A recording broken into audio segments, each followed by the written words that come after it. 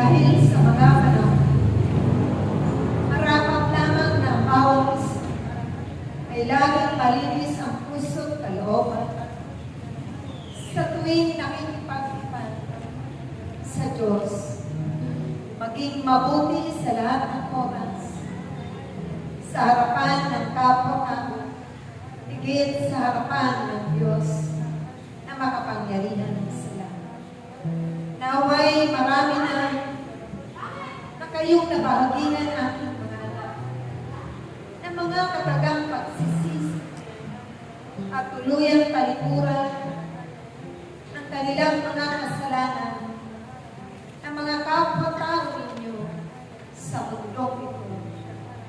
Dahil ito na ang panahon na nararapat magkaisa, mag-ibigan, mag-unawaan, magmalasakitan, maggalangan, magpatawaran sa isa't isa, maging mababa lagi sa isa't isa.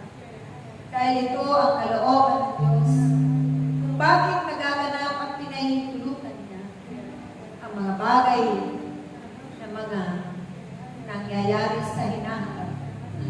Naway hindi pa huli ang lahat na maalala ninyo ang aking mga anak na may Diyos na nag-aantay lagi sa inyong mga pagbabalik sa piling niya. Laging nakalahad ang kanyang pagkamay upang tanggapin kayo ng buong puso, buong pag-ibig, buong kagalakan, buong pagtitiwala. Kailanman hindi niya pinangarap na kayong lahat ay dumanas ng mga paghihirap, kabigatian, kalungkutan, magbuwis ng buhay sa walang kadahilanan at sa mga masasamang pamamaraan, sa mga kapahamakan, sa lahat ng salo na nariyan sa inyong paligid sa sanglibutan. Dahil siya ang may likha ng lahat ng ito upang kayong lahat ay wala nang nahanap na mabuhay ng payak at may kagalakan, may pag-iibigan, pag-uunawaan sa sanglibutan. Ito ang kanyang mga pangarap at plano para sa inyong mga buhay.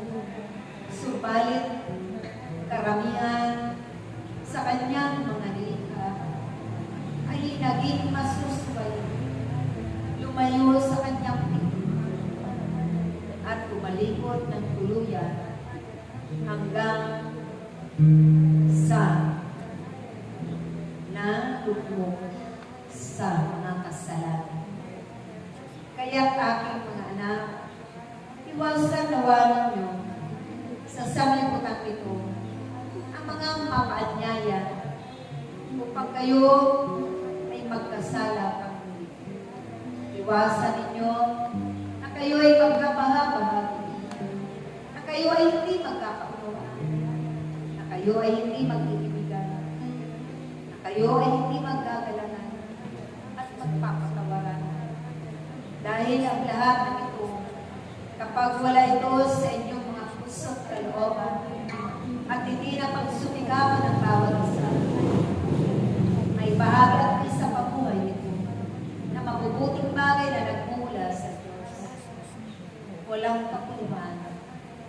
Pagiging walang kabuluhan ang inyong mga buhay sa mundo.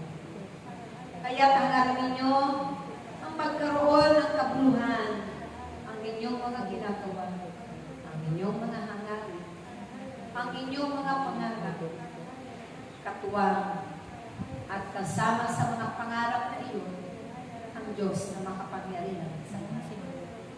Dahil kailanman ay hindi kayo mabibigo o ang kabiguan ay hindi ipigsa sa inyong mga buhay. Amen.